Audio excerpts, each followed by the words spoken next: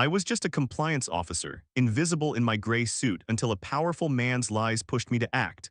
What I uncovered changed everything: his empire, his image, and my life. The quiet fight for truth hit harder than I ever imagined. I want to share my story with you. I can't quite pinpoint the exact second my life changed forever, but I know it was just after the fluorescent lights flickered overhead and the coffee machine coughed up its last bitter drop. I felt a chill run down my spine even as I sat hunched over my desk, tallying spreadsheets no one ever asked me to look at twice. Somewhere in my future, I'd taste something far sweeter than stale office brew, a revelation that would unravel a powerful man's carefully constructed empire. But right now, I was nothing more than the man in the gray suit, a ghost in the cubicle maze. My mornings always started the same way. I arrived by 7:30, tucked my umbrella into the chipped steel stand by the glass doors, and nodded to the cleaning crew who rarely noticed my nod in return.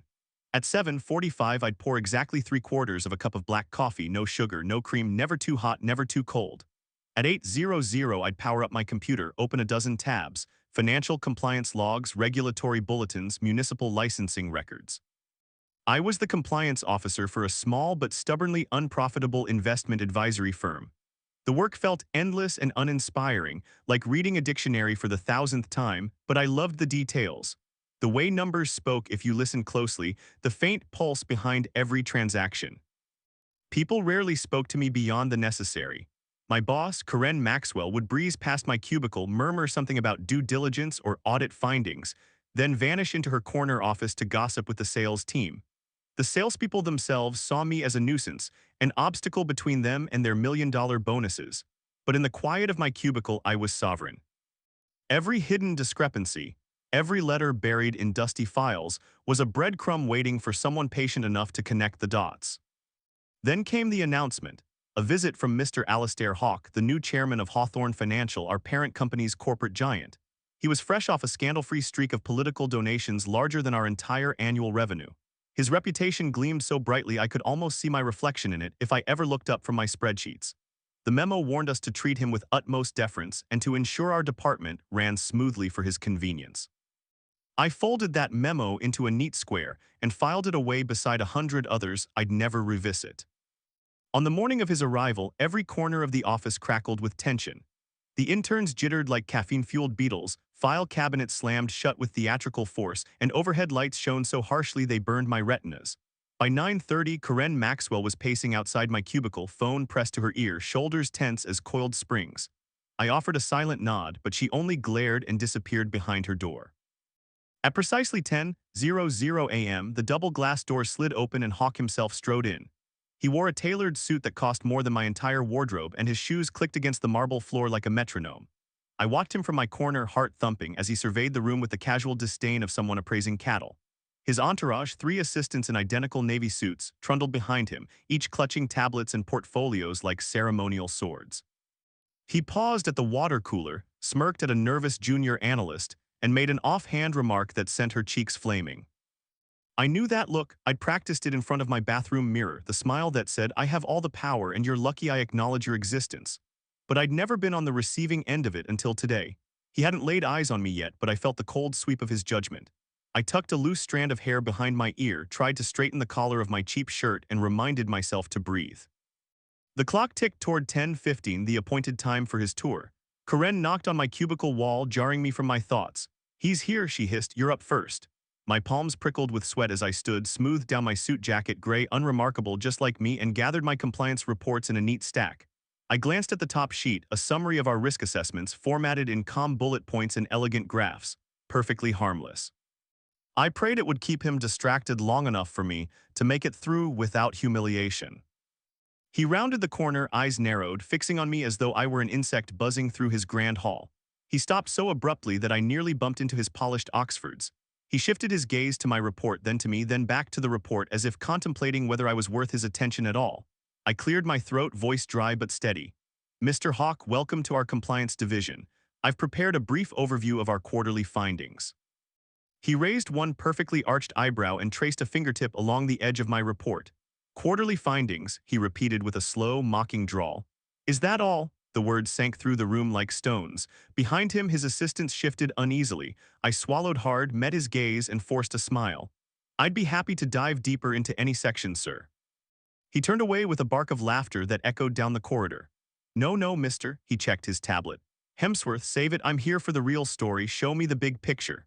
I nodded, silent and still, as he marched off to the next cubicle, leaving me clutching my reports like lifelines, and in that moment I realized this wasn't just business, it was personal. I had no idea how sharp my own blade could be yet. But soon, Hawk would learn exactly what it means to be seen, even when you think no one is looking. I never saw it coming, not the abrupt summons to the all-staff meeting, not the cold weight in the pit of my stomach as I clicked join on the video conference link.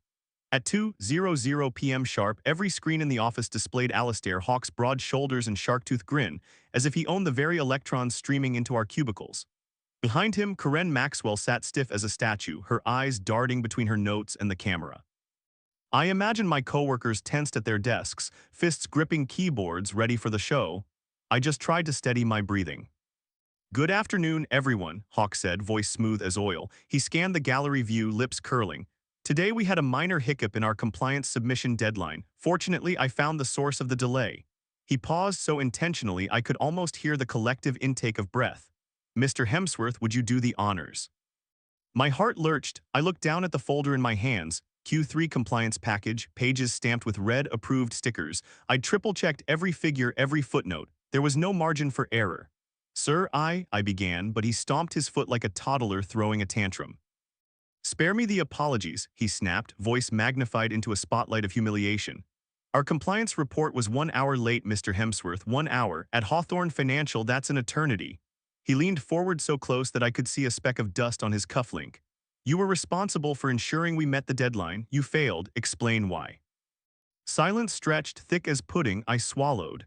I encountered a discrepancy in the asset valuation sheet, I said, voice barely audible. I wanted to verify the source data to avoid. To avoid what? He barked. Delighting your superiors, seeking glory, you wasted precious time on your little audit hobby and cost us our reputation. He slammed his palm on the virtual table. No one missed the tremor in his tone, and the tile of my face in the grid jumped. Is this why Hawthorne Financial is bleeding money? Because Mr. Hemsworth needs a chemistry set to do his job. Laughter crackled through the speakers. My cheeks flamed. I fought to maintain composure, but my fingers trembled so badly I almost dropped my pen. Sir, I simply wanted to ensure accuracy. No, he cut me off. Your precious accuracy is nothing but a cloak for your incompetence. You've reminded me exactly why I hired new leadership to weed out weak links like you. His gaze flicked to Karen, who nodded like a wind-up doll. Effective immediately, Mr. Hemsworth is reassigned to data entry under supervision. Let that be a lesson to the rest of you. Perfection is non-negotiable.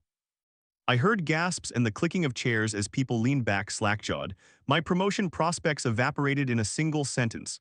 My reputation, my quiet competence lay ravaged on the conference floor.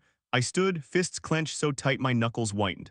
Sir, Sit down, Hawk roared, cutting me off again. You're done talking.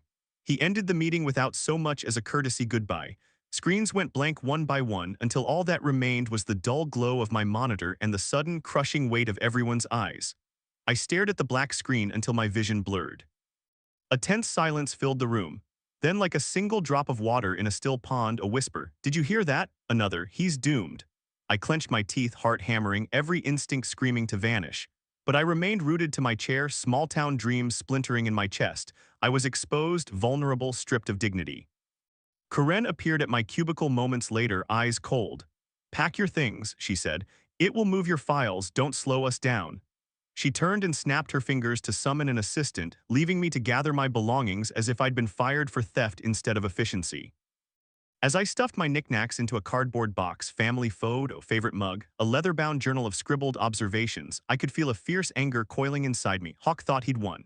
He believed his stunt would brand me a loser, an insect scuttling beneath his polished shoes. He was wrong. He had no idea who I really was or what I could do with a trail of public records, archived emails, and financial disclosures. He was so obsessed with projecting power that he failed to see the one thing that could truly destroy him: me. I slid the final item into the box, a USB drive labeled Project Archive, and paused. This was no longer about a missed deadline, it was personal, and from this moment on I made a silent vow I would turn his own game against him. I would wield the smallest, most insignificant details he'd so casually ignored and expose the rotting core of his perfect reputation. Justice would be quiet, precise, surgical. And when the world finally saw Hawk for the corrupt, arrogant coward he was, they'd know it was the man in the gray suit who pulled the strings. I couldn't sleep that night, not because of the boxes stacked in my bedroom or the dull ache in my chest, but because Hawk's mocking words replayed on an endless loop. His voice, cold, imperious, dismissive. His accusation that I wasted precious time on a hobby stung worst of all, as if my lifelong affection for hidden details were a childish quirk, not the weapon it truly was. I lay in bed staring at the ceiling, mind racing through every syllable, every inflection. Then it clicked, a stray comment he'd made during our public dressing down that everyone else had missed between his sneers. "It's easy to pretend you're thorough," he'd said, voice dripping sarcasm. "But in our world, facts are for accountants. Real power lies in shaping the narrative, making people believe what you want them to believe." He'd leaned back, eyes glinting. "And nobody tells our story better than me." The room had gone silent at that point. I doubt anyone even registered what he'd said. But I did, and for some reason, it nagged at me like a splinter under my skin.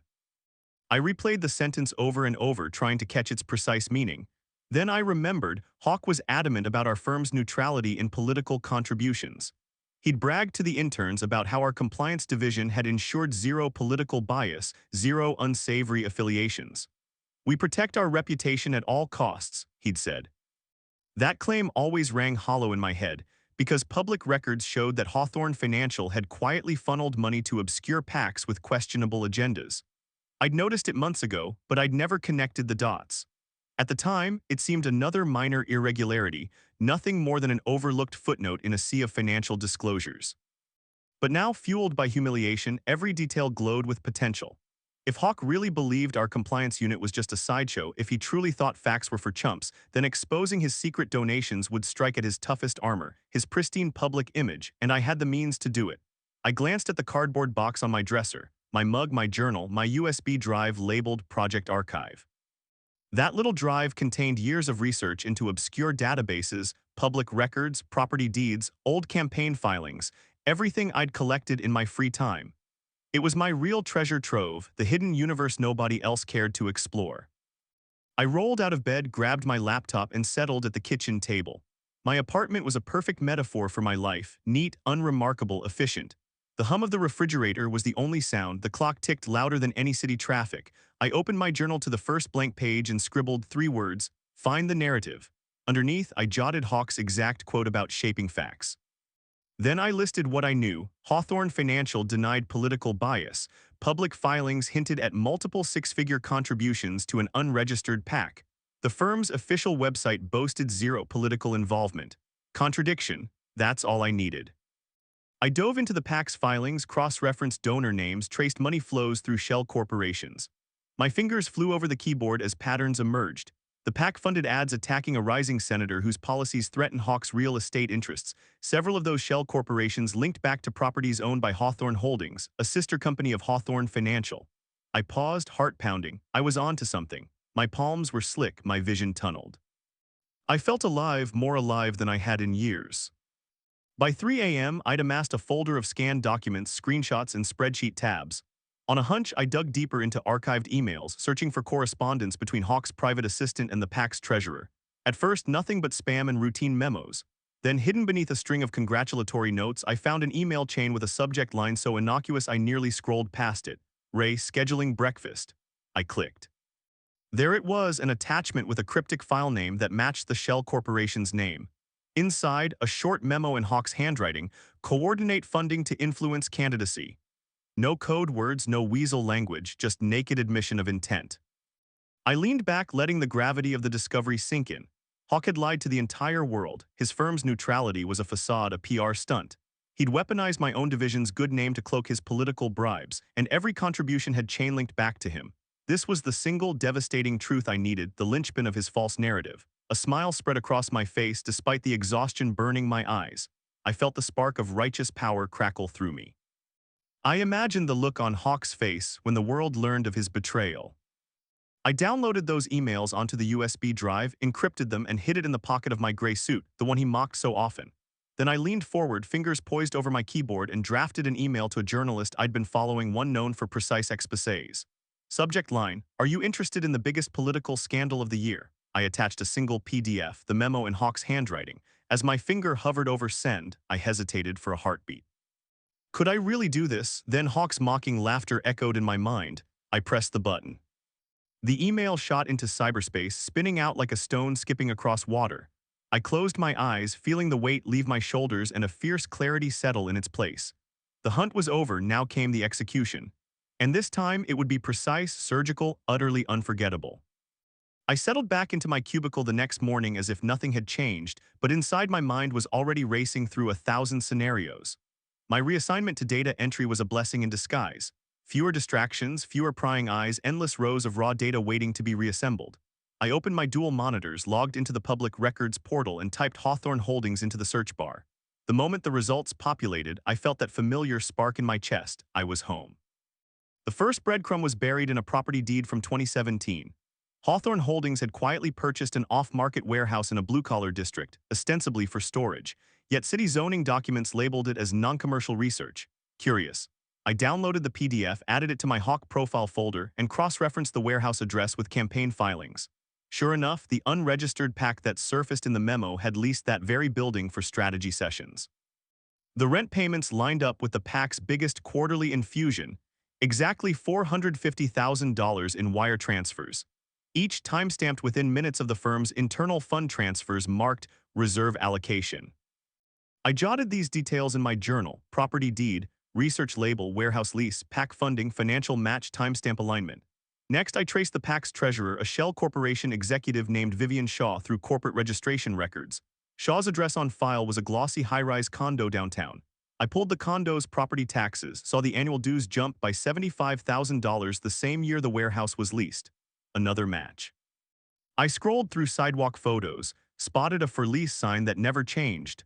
Like Shaw's name was a ghost slipping in and out of places without anyone noticing. My screen flickered as I opened the corporate registry for Shaw's Shell Corporation. A labyrinth of names and addresses unfolded: aliases, nominee directors, proxy voters. I followed a trail of registered phone numbers back to a call center offshore, then linked that center to a Panamanian trust whose beneficiaries were never disclosed. The trust's charter was unbelievably brief, but it mentioned Hawthorne Financial's Global Investments Division.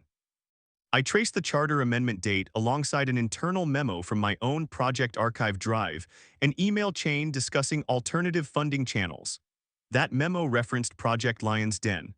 I circled that name in red. Lion's Den was the code word for political influence. As the morning sun climbed higher, I barely noticed my stomach growling. My workstation was littered with printed subpoenas, archived emails, and a half-finished spreadsheet entitled Hawk Exposure Log. On one side, I had Hawthorne Holdings, Shell Corporations; on the other, the PAC's campaign contributions; in the middle, a column labeled Timestamp Correlation. Every row matched, every trail converged. It was a spiderweb constructed out of lies. Then I found the smoking gun, an offhand note in an encrypted appendix of Hawk's personal investment portfolio, one I'd stumbled upon in my drive. The note: maintain plausible deniability via third-party channels, never link me directly. Next to it, a shorthand reference to Sen Mitchell campaign. I opened the Senate's public finance records, typed in Mitchell's campaign ID, and watched as the same Shell Corporation transfers appeared again, small sums trickling in over months, each disguised as fees for consulting services. The total eclipsed $500,000 by the last quarter. The senator's platform on housing reform was targeted directly by Hawk's real estate interests. He had manipulated elections under the guise of charity. I leaned back, my heart pounding. The hypocrisy was breathtaking. The man who preached flawless compliance had orchestrated a clandestine funding scheme to influence public policy. His grand narrative of neutrality was a lie so vast it required an entire network of shells and trusts to support it. I felt a cold thrill at the thought of unraveling it. Before I moved forward, I created a master timeline. In Excel, I aligned every public record, every email, every property deed, and every PAC filing in chronological order. Each entry had source citations, file paths, and a one-sentence summary. When I scrolled through the timeline, it looked like someone had drawn a knife across Hawk's life, clean cuts through his reputation, leaving only exposed nerves. My final step at the office was to copy the timeline spreadsheet onto a secured folder on my USB drive and encrypt it with a password only I knew. I closed all applications, logged out of the portal, and pushed the drive deep into my desk drawer.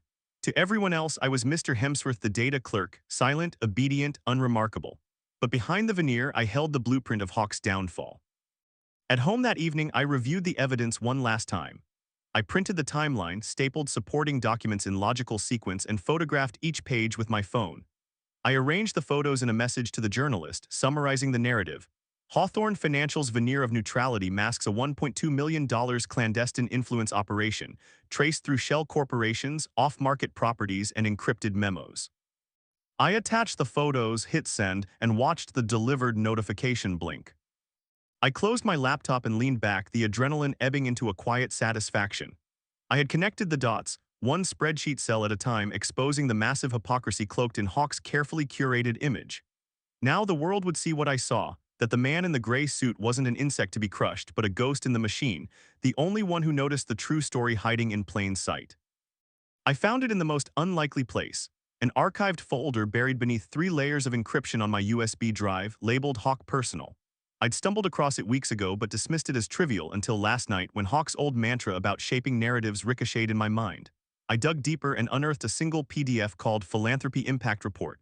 It looked like any other glossy annual charity summary, full of pie charts and smiling headshots. But one page made my pulse spike. A photograph of Hawk standing next to a teenage boy in a remote village, captioned "Our youngest scholarship recipient," with a date stamp from 2008.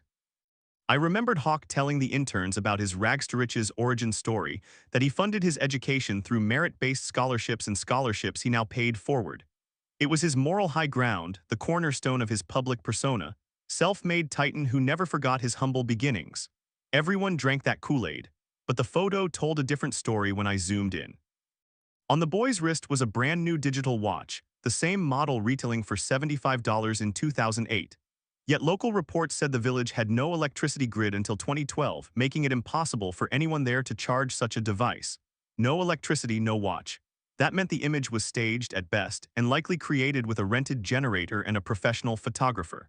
The scholarship narrative was a sham. But I needed more. I scoured the report's metadata, expecting a fabrication date or an image editing history. Instead, I found an embedded watermark half hidden in the pixel noise. Global Media Services Project Charade. That name was unfamiliar, but it was a company listed in Hawk's private ledger under PR services. I cross-referenced it in my master timeline and saw that he'd paid them hundreds of thousands of dollars the year before the Orphan Scholarship launched. I pulled up invoices from my drive, line items for location scouting, talent coordination, digital set design. In other words, Hawk paid to manufacture his own humble orphan story, complete with staged photos and scripted testimonies. I kept digging. In an old email chain between Hawk and GMS's creative director, dated February 2008, he'd written, "This story sells. Ensure we emphasize my emotional connection. No mention of electricity issues or staged funding. We need hearts, not questions." That message was the skeleton key. No amount of spin could salvage a career built on fake compassion. I sat back, staring at my screen, heart hammering. Every saintly speech, every tearful interview, every gala speech about lifting disadvantaged youth, it was all a fraud. I downloaded the photo from the report, extracted it, and compared it side by side with the original GMS storyboard in the email attachments. The boy's face matched the kid I saw in the storyboard draft. The location was the same fake village set, complete with plastic facades and hired extras. The only difference was the caption rewriting. This wasn't spin, it was total deception. Hawk's entire foundation, his flagship philanthropic endeavor, was a marketing stunt disguised as altruism. I felt the gravity of revelation. This single file wasn't just evidence of hypocrisy, it was the linchpin that held together Hawk's carefully crafted moral identity. Without it, his reputation would collapse. People would stop seeing him as the humble titan and instead view him as a cynical manipulator. More than that, any charitable board or oversight agency would investigate, unraveling every false claim, every shell corporation in my earlier spreadsheet, every clandestine political bribe. It was time to test the waters. First, I recorded a short video on my phone narrating the discovery. "This is Alistair Hawk's fake scholarship photo. Watch the kids watch. Impossible in that village before 2012. Here's the email ordering the deception." I scrolled through the email chain, highlighting the incriminating lines. I spoke without hesitation, my voice calm but edged with satisfaction. When I finished, I uploaded the video to my secure cloud account and sent the link to the journalist's inbox with the subject line, "Hawk's True Colors." Then I created a redacted PDF featuring the photo, the email chain excerpts, and a timeline showing how Global Media Services delivered the staged campaign. I watermarked it for verification only and forwarded it to the ethics committee at Hawthorne Financial's headquarters, copying the head of the board, the regulatory agency overseeing nonprofit compliance, and the Senator Hawk tried to ruin. I wrote in the body, "You've been misled. Here's the evidence. Act now before it's too late." My hand trembled as I hit send. The moment stretched.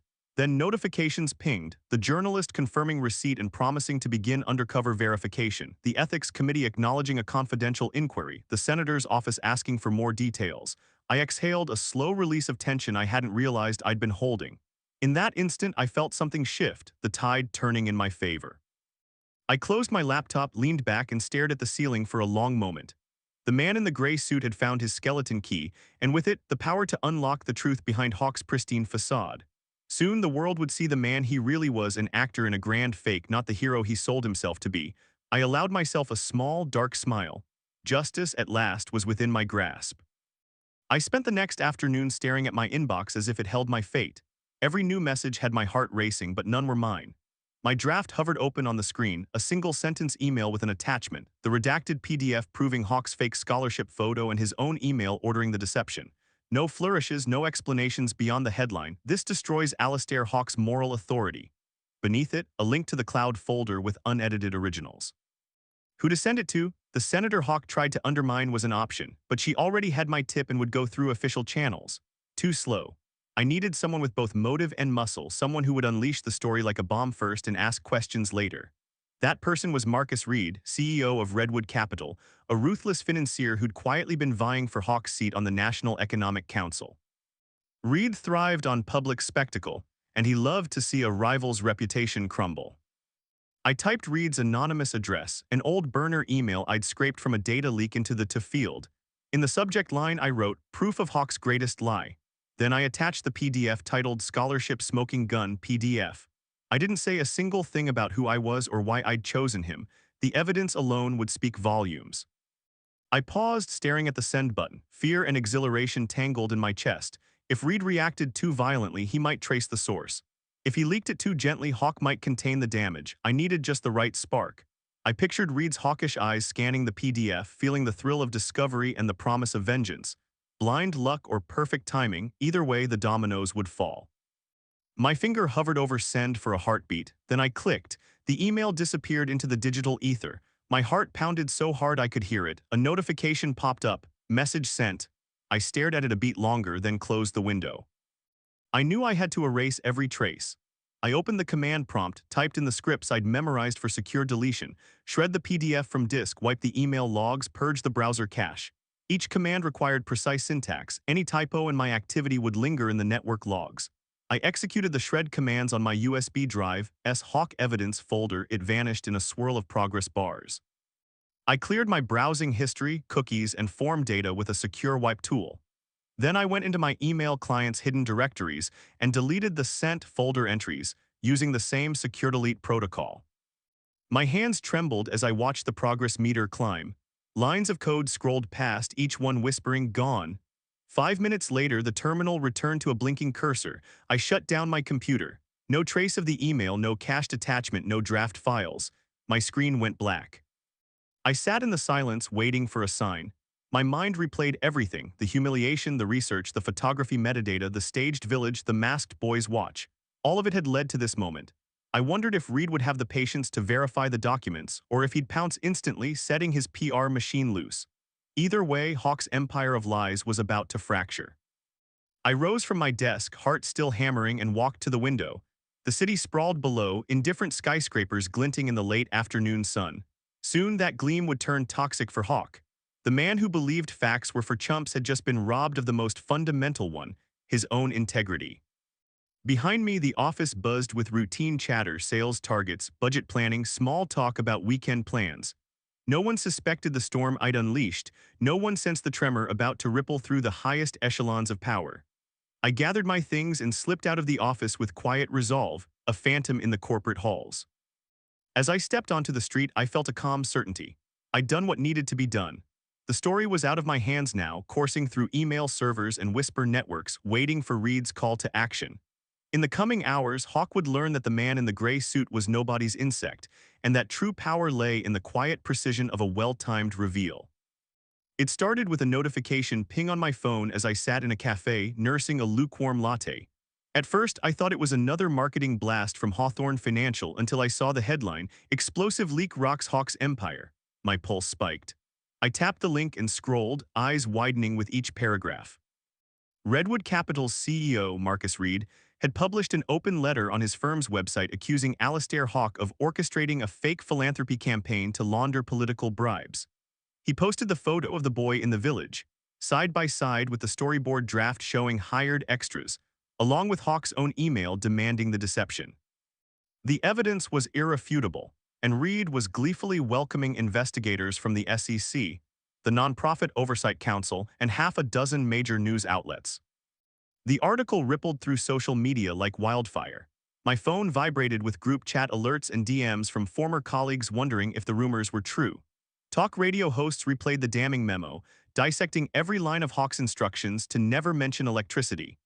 TV anchors convened panels of experts to debate how a man with such a spotless record could fall so spectacularly.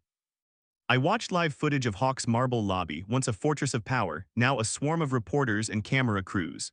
He emerged in a tailored black suit, forced smile frozen on his face, and tried to speak, but the first question from a shouting reporter stopped him cold. "Mr. Hawke, did you stage your own scholarship story?" Behind the glare of cameras, I saw Hawke's composure crack. For a moment he tried to deflect, invoking his commitment to truth, but the weight of evidence was crushing. News tickers scrolled facts, six-figure payments to global media services labeled as PR services, wire transfers matching PAC contributions, property deeds proving the fake village set. All of it traced back to his personal accounts. By the time he read a prepared apology, his voice tight, eyes downcast, he looked more like a defendant than a celebrated titan. Within hours, the nonprofit board he founded had publicly suspended him pending a full audit, and Reed's letter called for his immediate resignation from the National Economic Council. I felt a jolt of vindication but also a strange emptiness, as though the rush of victory had already passed. All along, I'd imagined Hawke's downfall would feel triumphant, but watching him stumble through that statement, I realized justice wasn't about exhilaration. It was about balance, restoring it after one man's cruelty. I leant back, folding my arms, and glanced around the cafe. Everyone else was glued to their screens, eyes flicking between news updates and social feeds. No one recognized me, no one knew the role I'd played. I sipped my coffee, gritty and cold, and let the moment wash over me with quiet satisfaction. By the next morning, every major outlet had followed Reed's lead. Websites ran headlines like Hawke's House of Cards and the PR master who fooled the world. Investigative journalists published deep dives into the shell corporations I'd mapped, linking them to further political manipulations. A prominent anchor declared that Hawke's resignation was inevitable, and sure enough, at noon, Hawthorne Financial released a terse statement. "Mr. Alastair Hawke has resigned, effective immediately, to focus on clearing his name. We will cooperate fully with all inquiries." The board chair's name replaced his on the website within minutes, erasing him from the leadership team page as if he'd never existed. Later that afternoon, I watched a local news special profiling Hawke's rise and fall. They interviewed former aides who admitted they had no idea about the staged philanthropy, salespeople who said they always thought compliance was a joke, even Karen Maxwell, who barely stifled her relief at his departure. She blamed misguided priorities, never once mentioning my name or that terse handshake she gave me the last time we crossed paths. I almost laughed at the irony. She'd been complicit in ignoring the breadcrumbs I'd left in dusty files. All that remained was the distant echo of my footsteps as I walked away from that office for the final time, cardboard box in hand, ready to slip into anonymity again. In the quiet of my apartment later that night, I turned off the news for good and stared at the city lights. Hawke's empire was in ruins, but mine had already moved on. I powered up my laptop, opened a clean document, and began jotting ideas for my next project, something beyond spreadsheets and hidden memos. For a moment I paused, remembering the man I used to be, overlooked, unheard, dismissed as nothing more than the guy in the gray suit. Now I knew better. Knowledge was the deadliest weapon, and I held the world's most precise scalpel. Justice had been served. The real question was what I would do with it next. I walked into the office the next morning with my usual cadence, umbrella by the door, 3/4 cup of black coffee, computer booting up at exactly 8. The fluorescent lights and white noise felt oddly comforting, like slipping into a well-worn coat. Around me, the entire building was buzzing. At the printer station, 2 junior analysts whispered about the Hawke fallout and wondered how long before the firm's stock price recovered. In the break room, someone had scrawled "Hawke who."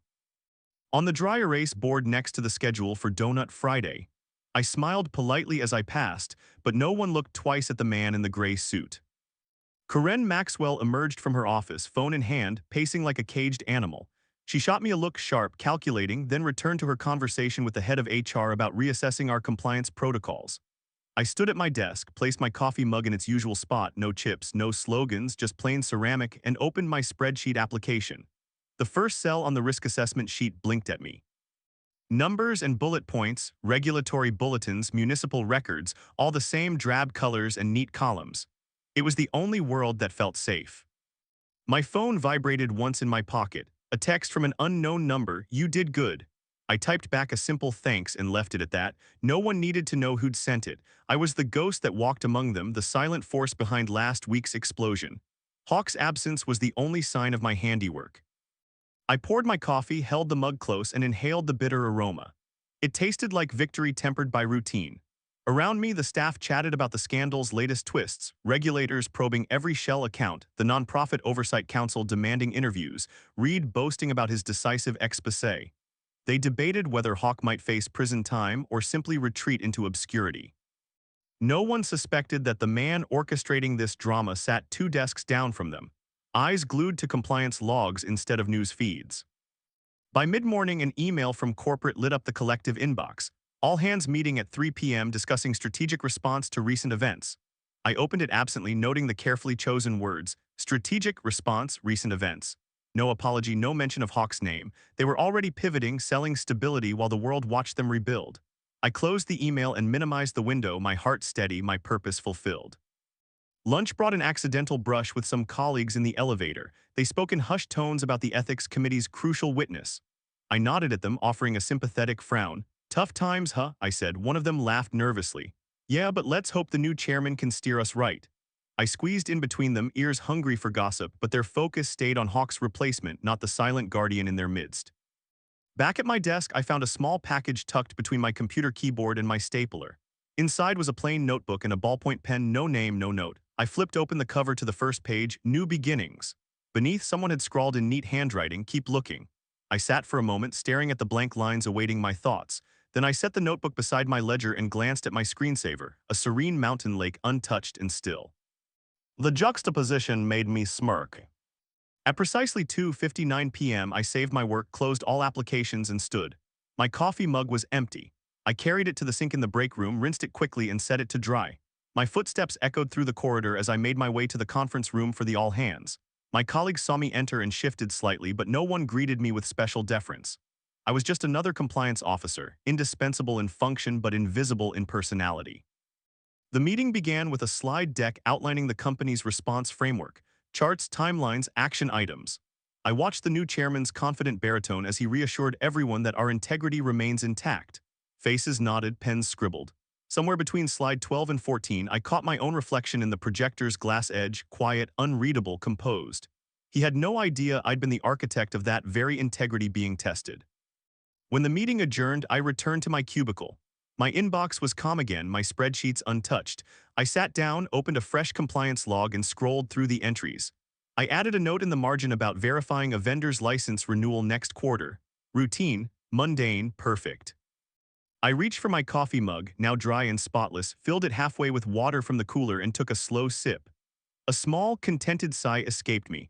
The office hummed around me, printers whirring, keyboards clacking, hushed conversations. Justice had been delivered with precision, without fanfare, and now balance was restored. I leaned back in my chair, closed my eyes briefly, and let the ordinary embrace me. The man in the gray suit had toppled a giant and returned to anonymity. No applause, no notice, just the steady rhythm of everyday life. And that, I realized, was the greatest satisfaction of all.